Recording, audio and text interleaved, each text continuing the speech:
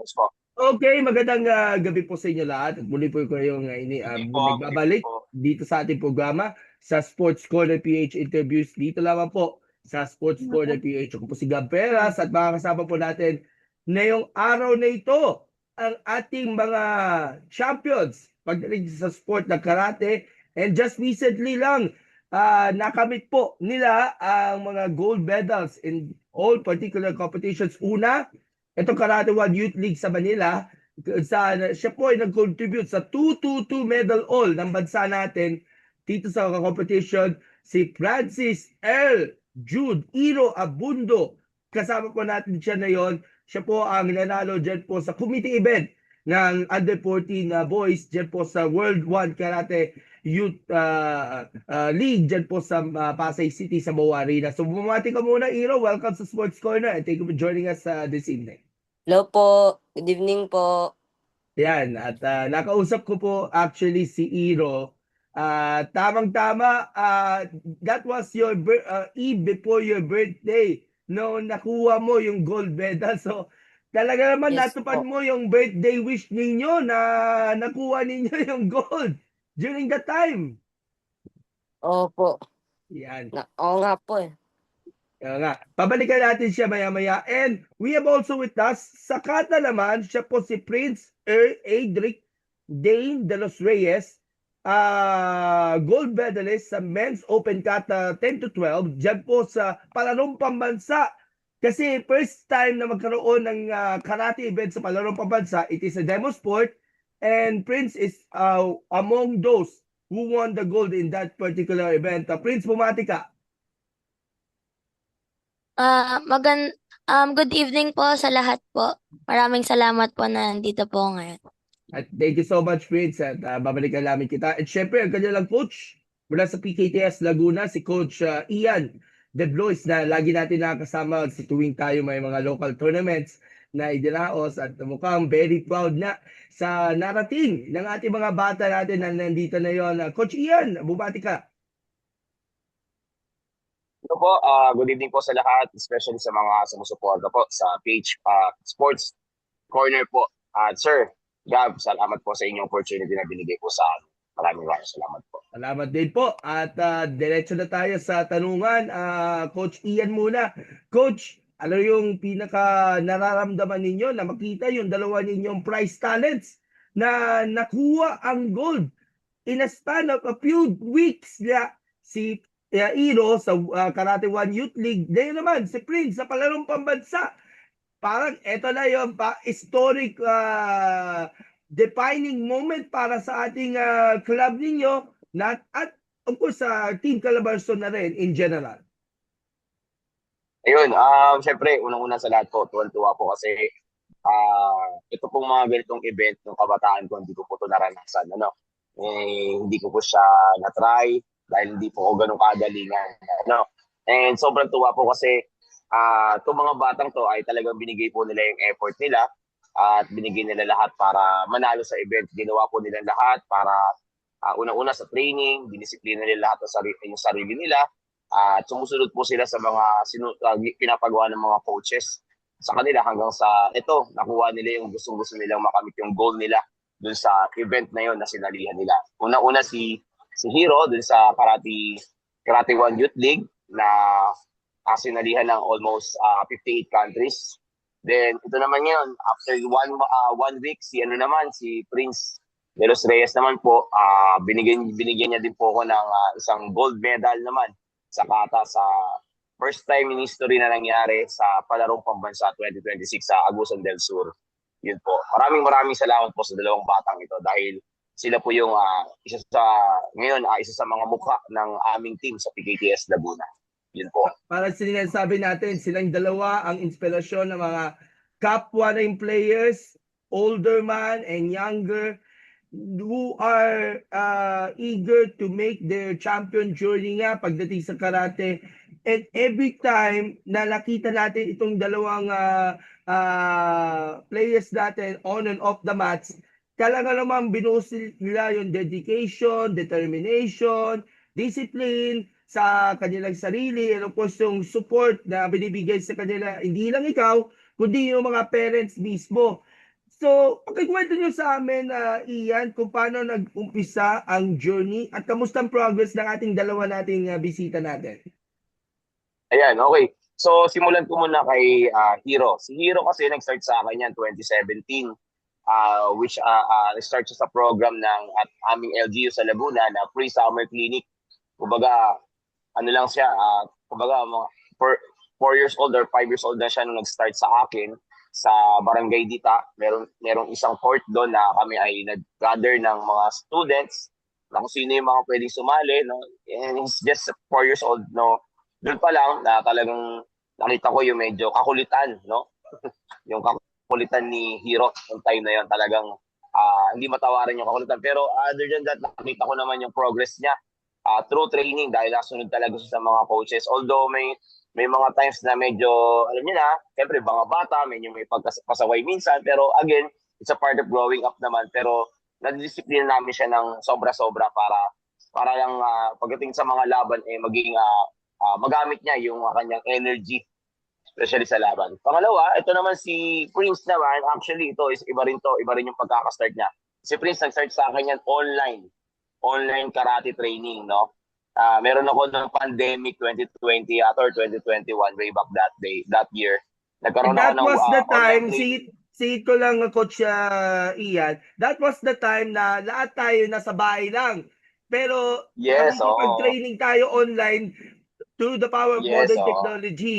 Kahit alam natin, Yes, medyo oo. wala muna mga tournaments that time during the pandemic. Opo. Go ahead. Opo, nag-start siya ng online training lang hanggang sa nakita ko yung mga parents niya, kasabay na niya nagti-training din kasi natutuwa sila sa anak nila. Ayun. And sooner, na nagkaroon na ng face-to-face, nag-enroll din siya sa akin para maka-experience ko ano yung face-to-face training. Ayun, talagang napaka-gifted nito mga batang ito. Yan, like si Prince at saka si Prince. Kasi all the while, kahit sa local tournament, talagang bigatin na itong bataan to, lalong-lalo na sa kata. Though, this past Batang Pinoy, nag-gold din naman siya sa komite. Both kata and komite, they are practicing that also, like Hero and Prince. Kumbaga para sa akin, mga bata to, pero mga veterano na sa mga bracket nila in terms of kata and komite. Ayan. Sobrang gagaling nila actually. Sobrang hands up ako. And hands up ako sa mga trainings nila, like si Prince, nag-training din niya sa bahay. And sobrang support ng mga magulang niya, especially yung mami at daddy niya, talagang kahit sa bahay, nag-training din yan. Ayun, kaya sobrang thankful ako dahil may mga supported, fully support ng mga parents ng mga batang to. Na kung saan, nagiging inspiration din sila ng mga ibang parents na nandito sa Pigilles Laguna team. Ayun po. Balikan kita, Coach Ian, for a while. Yes. Unahin natin yung ating mga players natin. Unahin natin ang ating gold medalist sa Karate 1 Youth League, si Iro. Iro, nung nag-upisa ka na mag-training under kay Coach Ian, ano yung pinaka-tumatak sa inyo ang advice na nakuha ninyo upang ma-improve pa lalo, ma-strengthen pa lalo yung inyong pagsasanay? At kamusta ang progress nyo? Magmula nung nag-umpisa ka hanggang sa ito na, nakuha ninyo o ang inyong matagal na pangarap na gold medal sa world level competition na ito na na-cover natin ng Sports Corner. Tumatak po sa isipan ko po na sinabi po ni Shian is kapag hindi ka po nagte-training tas lumalaro ka po sa mga tournament, local or wala ka pong mapapala. Kasi po, hindi ka po trabaho or dinisiplina mo yung sarili mo na mas lumakas pa or mas may gamitin yung mga training po na yon o preparasyon para po manalo sa mga tournament.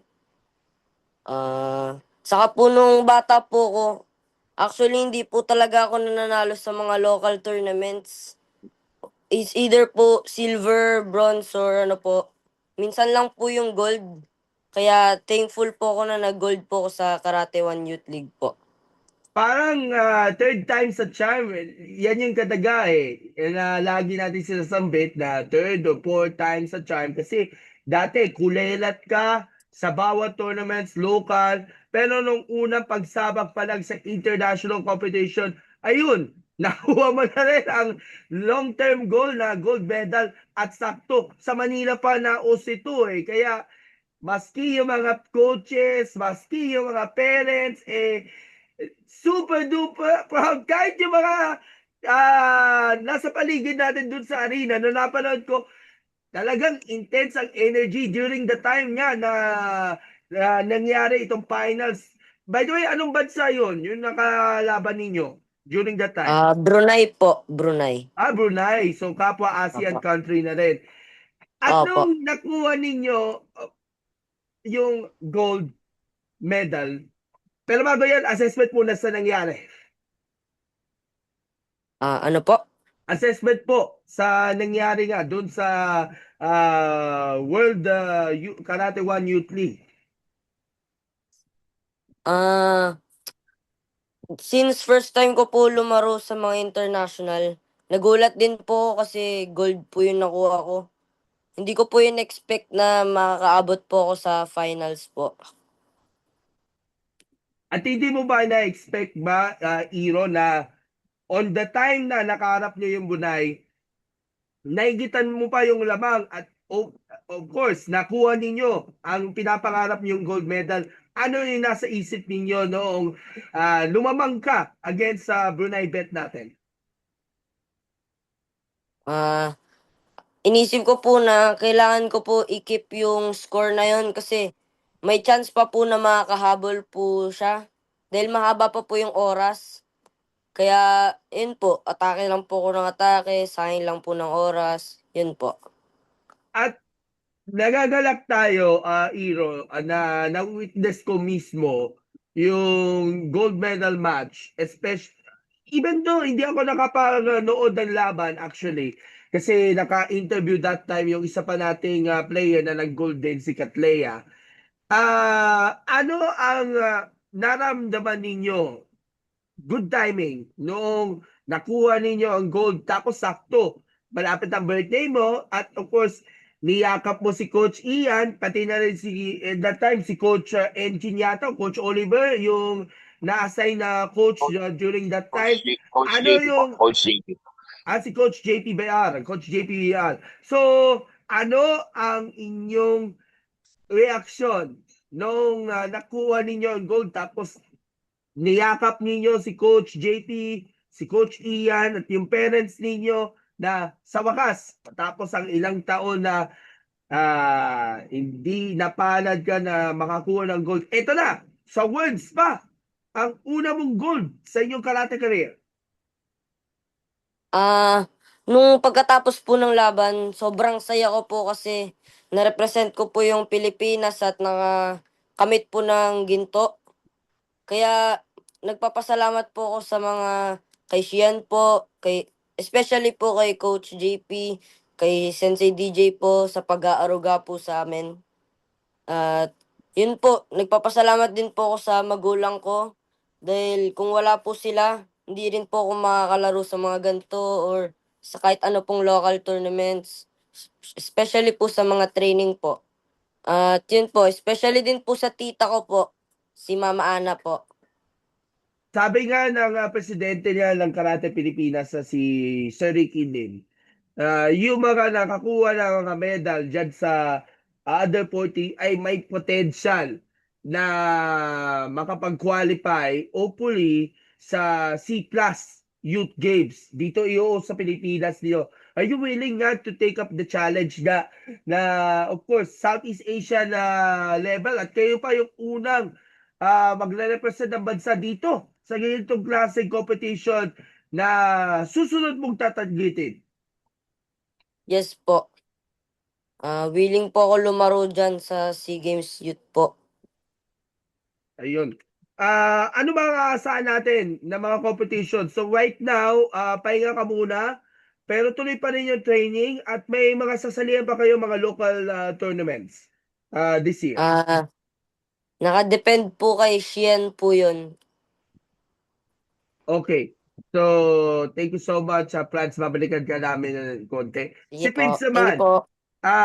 Prince, take us through nga yung journey ninyo sa pagiging karate player sa kata, at ano yung advice na tumatak sa inyo ng iyong coach upang perfect ang techniques ninyo sa kata at yung mga routines at executions na nagagawa nyo. Kaya nga, nakuha ninyo yung gold dyan sa palarong pambansa, dyan sa Gusan del Sur a few days ago. Yung journey ko po ay mahirap po dahil po yung mga early trainings po na ginagawa ko po kasi po nagpalagi po kami nagja-jogging dito sa basketball court po namin dito sa bahay. Nakakapagod po siya. Tapos yung discipline mo po sa pag-training po sa kata. Tapos kasi pinapag-training po ako ni Shihan po ng 5 kata po lahat ng kata. Tapos 10 seconds na rest lang po. Tapos yung advice na tumatak po sa akin ni Shihan, yung advice na tumatak sa utak ko po, yung sabi po ni Shihan, ay dapat training lang po ng training. Tapos dapat maniwala lang po sa sarili. Tapos kaya ko po itong laban na palarong pambansa. Nabanggit nga kanina ni Coach Ian na nag-umpisa ka sa online na training during the pandemic, no? Pero over the years, may nakitaan ka bang improvements sa inyong kata routines na ginagawa nyo sa bawat competition na sinasalihan and even sa training? Opo. Kasi parang mas gumanda po yung kata ko po. Mga napapagbigyan ko po ng power tas precision po in every move. Okay, balikan natin yung naging laban ninyo dyan sa palarong pambansa. This is the first time that we add a demos event sa naturang sport at even though it is a demo sport, talaga umaakot ang mga medalya ng ating mga pambato natin from different regions. Nagpagkitang gilas niya doon sa mga sabihin natin top bets natin from different teams natin mula sa Ilocos up until Zamboanga. So, during the time itong 10 to 12 men's open kata event, ano yung naging assessment nyo? Ano yung naging observation nyo sa performance niya na ginawa ninyo upon winning nga itong gold medal nga dito sa competition? Bigyan po lahat ng moves po ng power, speed, tapos yung mga stances din po dapat tama, hindi po baliko.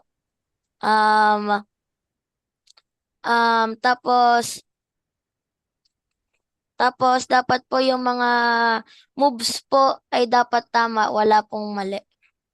Kuminsan niya, pag nagkakamali, pag medyo may hindi inaasahan na pangyayari na may pagkakamali nga o nadapa ka sa mismong kata technique, talaga naman hindi mo iniisip yun, bagkus kailangan mapagbuti pa yung inyong performance sa all throughout this competition. Pero yung pressure ba dala-dala ninyo all throughout itong competition? Pero nakayanan mo ba? Opo. Yung pressure po, nakakaano din po. Pero yung utak ko po, wala pong iniisip. Kasi po, pag madami po akong iniisip, baka po magkamali nga po ako. Okay. Anong region yung nakalaban ninyo doon sa finals? At Region 1 po. Ilocos Region. Nakalaban niyo siya before Opo. sa mga local competitions? Yes po. Pero during the time, Actually nga po, magaling po yun eh. magaling.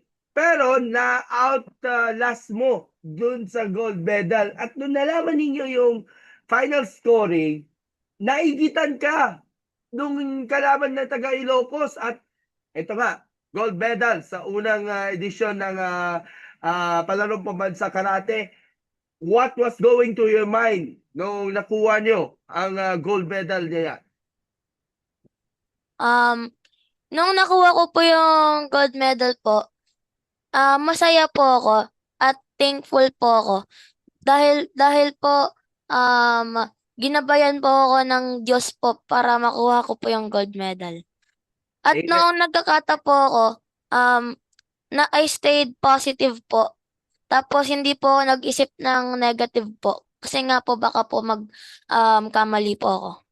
Ganun din ba kay Francis? You are staying positive? Wala kang mga negative thoughts? Wala kang nararamdaman na mga hindi inaasahan na mga nangyari noong time na nag-compete ka doon sa Karate 1? Kailangan ko po mag-isip ng positive kasi kapag nag-isip po ako ng negative, mawawala po yung confidence ko na lumaro ng mas maganda or baka po pumangit po yung laro ko dun. Okay. Thank you, Francis. Balikan kita. Prince, noong nakita mo si Coach, pati na rin yung mga parents nyo na napanood nyo yung laban ninyo, ano ang unang reaction nila? Sobrang tuwas ba sila o niyakap ka nung nalaman mo na gold medal ka dyan sa palaro? Si Ian po sobrang masaya po. Tapos yung mga magulang ko po umiiyak na po. Umiiyak ka sila sa Umiiyak po tuwa. sa saya. Oo, pag nakikita natin sila na every time that they are competing as a competition, umarugol-gol yung iyak sa saya at tuwa ng makita yung mga anak natin na nanalo nga ng gold. And this is a testament nga ng hard work and dedication nga ng bawat mga bata nga pag nagko-compete sila sa mga malalaking competitions, especially yung palarong pambansa. So, with this win nga sa palarong pambansa, ito ba talaga yung defining moment para sa iyo bilang isang karate practitioner at may mga goals ka ba na kailangan mong ma-achieve pa para dito sa mga ganyan klaseng mga competition sa youth level? Opo. May mga goals ba na na-attain na gusto mong masungkit after na makuha itong gold medal sa palarong pambansa? Um, opo, like yung mga national championships po, like yung Batang Pinoy, tapos mga international events po, like yung katulad ng kay Hero na Youth League. Same question kay Iro. Ano yung mga Ah, goals na nais nyo makamit as a karate player even though bata ka pa? ang goals ko po ngayon is i-defend po yung title ko as gold po sa next upcoming Youth League po na magaganap po ulit sa Pinas. Ayun. Kasi February, yung mismong isa pang hosting ng Karate 1 Youth League Asian Finals, sabi nga ni Sensei Ricky. Balikan natin si Coach Ian. Coach, upon learning nga nung nakuha natin yung dalawang bata itong gold sa Balalong Pambansa at Batang Pinoy, Balalong Pambansa at Karate 1 Youth League kasi Batang Pinoy medyo matagal pa. Ano inyong priceless reaction ninyo na makita na all the hard work, all the success na ina-earn nila and sacrifices na na-endure nila natupad at binibigyan na ng alaga nga para at least makita natin sila na sila talagang rising stars ng Philippine Karate. Ayun po, syempre po, tuwan-tuwa po ako kasi unang-una, nagpapasalamat po ako sa mga magulang itong mga batang to kasi sila talaga yung pinaka main source ng kalakasan nitong mga batang ito. Bukod kay God, syempre. So, dahil sa mga parents sila, sa support ng parents sila, hindi talaga nila makukuha itong kagalingan na to at husay sa sports karate namin. Syempre ako, bilang coach nila, hindi lang naman ako nag-coach sa kanila, even the other coaches na kasama nila dito sa team namin. So, tuwan-tuwa kasi syempre, iniisip namin, effective pala yung mga tinuturo namin. Syempre, nagiging add-ons dito sa aming credentials. Syempre, na makilala yung team namin, hindi lang dito sa Laguna, kundi sa iba-ibang parte ng Pilipinas. At yun nga, katulad ng pagkapanalo ni Hero, na nakilala din sa ibang bansa at sa buong mundo. At syempre, yung pagkapanalo din ni Prince na first time in history, nakatatak mo sa history na isang PKTS Laguna player ang nanalo ng gold sa first edition ng palarong pambansa. Although demo sport siya, pero again, it's a palarong pambansa pa rin. So we are always treasure that moment dahil bibihira to mangyari sa buhay namin. Ayun po. And if I remember, there's also another member ng PKTS Laguna, si Daniel De Blois. If I could remember, Yeah. nag-compete din siya sa SEA Games at nanalo din siya sa bronze medal during Yes the po. last year's edition ng SEA Games, no? Opo. December po, 2025. So, Estudyante ko rin po yun. so Actually, silang yun po tatlo. yung coach nila. So, Yun po yung syempre, nagko-coach din sa kanila.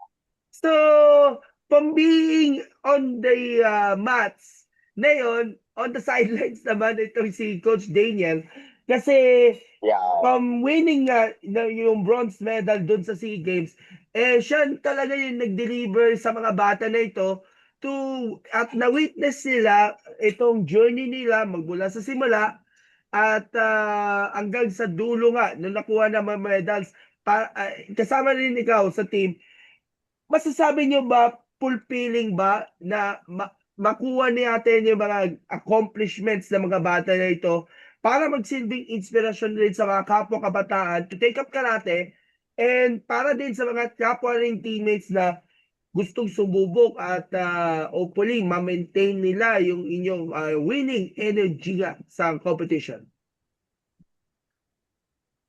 Yes, of course, syempre, it's very fulfilling po sa akin kasi bilang head ng PKPS Laguna, pinaka mahalaga sa akin is syempre yung mga na-achieve ng bata ko. Kasi kung hindi nagkakaroon ng achievement yung mga estudyante ko, of course, mahirapan din ako makakuha ng other players outside outside our dojo, yung mga bagong member, mahirap tayo makakuha niyan kapag wala kang mga magagandang result.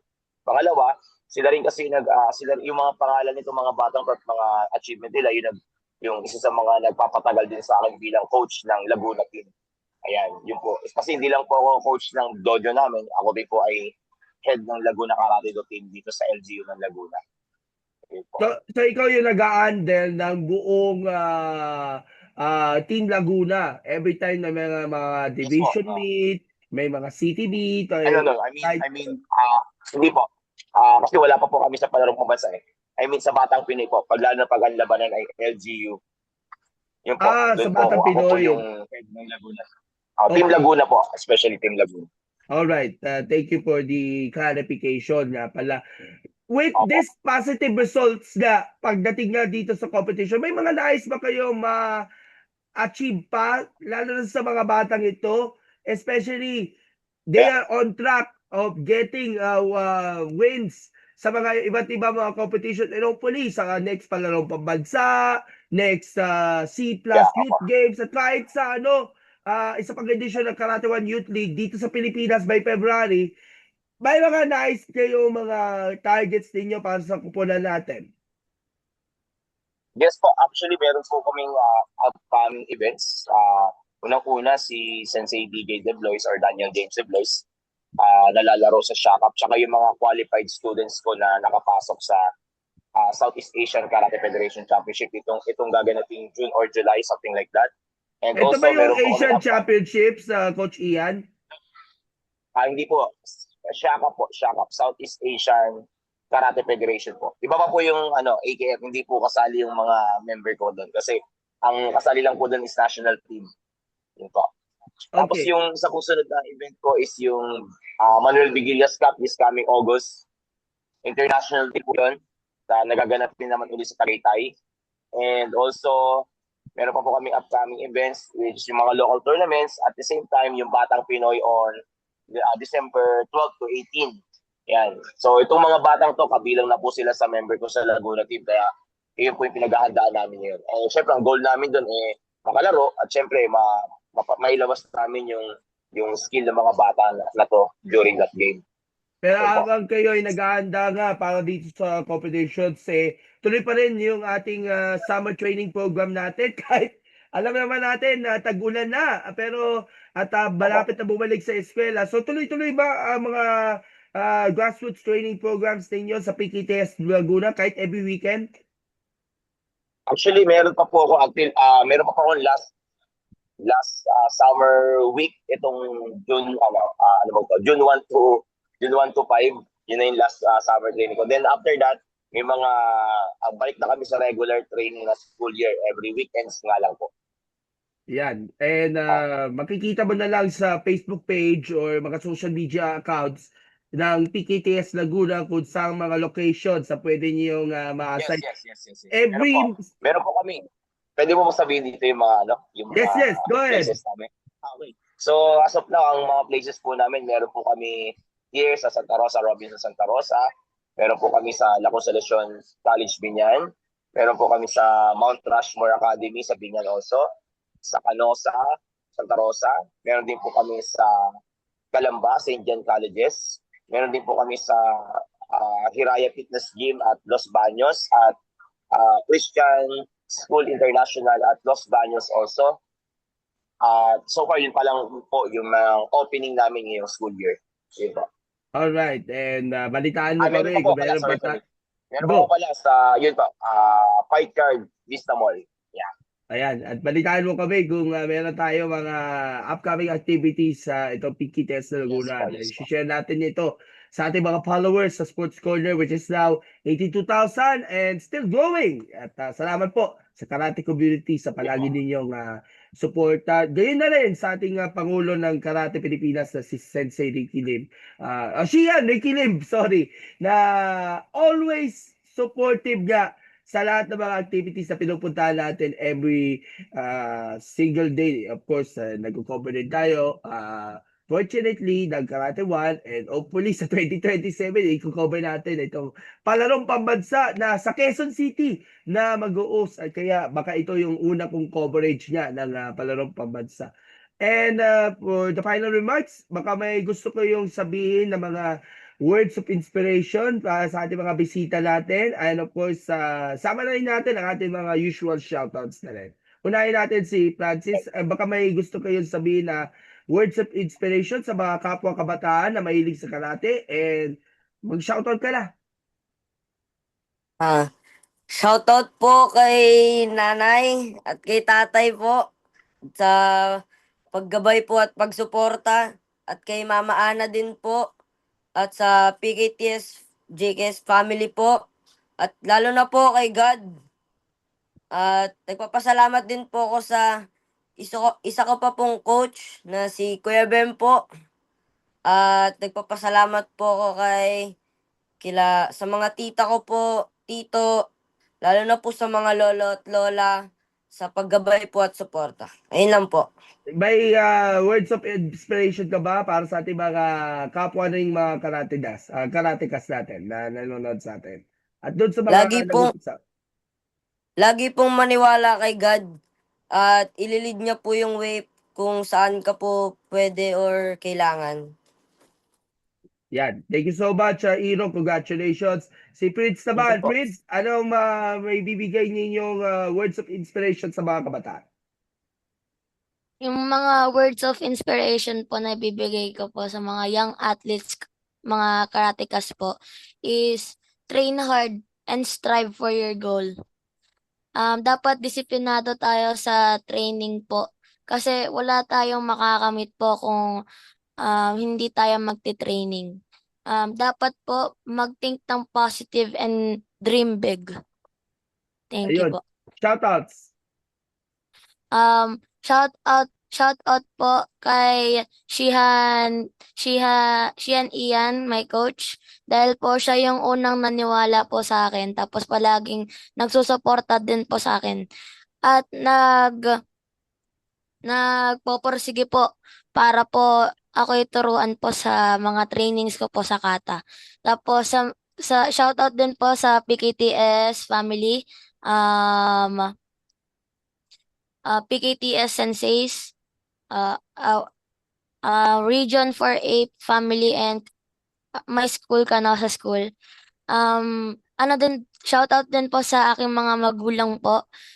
Sila mami tas daddy, mga grandparents ko po, sila mama tas tatay. Shoutout din po mostly din po kay Lord God kasi siya din po yung nagbigay sa akin ng strength at talent po para po ako magkaroon ng gold sa karate palarong pambansa. Thank you po. Thank you, Prince. And again, congratulations. And finally, Coach Ian, yung shoutouts niyo po at imbitahan niyo ang ating mga viewers na bisitahin nga yung PKTS Laguna. Ayun po, unang-una pong nagpapasalamat po ako sa Panginoon dahil binigyan niya po ako ng talent na ganito. Although hindi man ako magaling ng mga kabataan ko, at least kahit pa paano na i-share ko yung skills na meron ako para yung mga tinuturuan ko sila naman yung ma-achieve yung mga hindi ko na-achieve, syempre. At maraming salamat po sa mga parents na sumusuporta sa PKTS Laguna team, sa mga parents, hindi lang sa parents ni Prince at saka ni Hero, sa mga parents po na sumusuporta at na patuloy na naniniwala at sa kakayahan na meron po ang PKTS Laguna. At syempre sa mga magulang ni Prince, magulang ni Hero, salamat po sa suporta sa inyong anak. At syempre sa parents din po ng mga sumali na sa Karate 1 Youth League. Hindi ko na may isa-isa pero madami sila. At syempre sa parents din po ni Ma'am Jean, parents po ni Julian na sumali rin sa palarong pambansa, na talagang sumuport kahit although umabot naman sa quarter final si Julian, at least kahit pa paano naka-experience kami ng palarong pambansa competition. At syempre sa aking pamilya, unang-una na sa aking asawa, ang aking misis, si Lian De Blois. Maraming salamat sa iyong pag-unawa dahil kahit anong gawin ko sa karate, binibigyan mo ko ng support sa aking nanay, kay Mama Leonor, kay Papa, sa mga kapatid ko. Yan, maraming salamat po. At syempre, sa karate community na meron ako sa PKTS Laguna, sa mga co-coaches ko, sa mga black belts, especially kay Sensei DJ na talagang nagpursige sa mga batang to, naturuan sila hanggang sa kahit na siya ay national team, nag-training siya sa Ultra, pero nagbibigay pa rin siya ng oras para maturuan yung mga bata. Dahil sa kanya talagang gumaling din yung mga bata na inilalaban ko all the time. Sa mga local tournament po, lagi po kaming active dyan, especially KPI sanctions. Lagi po kami nandyan at talagang pipilitin namin sumali hanggat kaya namin. Sa mga darating na school year, we are all already open na po for new members po, kung sino po yung mga gustong sumali, especially sa mga taga Laguna, lalong-lalo na po dito sa mga taga between from San Pedro up to Los Baños. May mga branches po ang PKTS Laguna. Ayan. At we have upcoming selection for Laguna team. Possible days are August, maybe August or September. We're going to select mga para sa mga new members ng Laguna team para lumahok sa Batang Pinoy. Ayan po. Alright, thank you so much to Iro, kay Prince, and Coach Ian ng PKTS Laguna, Philippine Karate Do Traditional Sports. More power, God bless, and congratulations, and we'll see you sa mga local tournaments, especially ngayon Manuel Begillas at sa Thank you po. Karate 1 at Palarong Pambansa 2020. Thank you po. Bye-bye po, maraming salamat. Bye-bye po. Bye po. Mabuhay po. Thank you po. Shoutout sa Agustinian. Thank you po. Thank you po. Thank you po.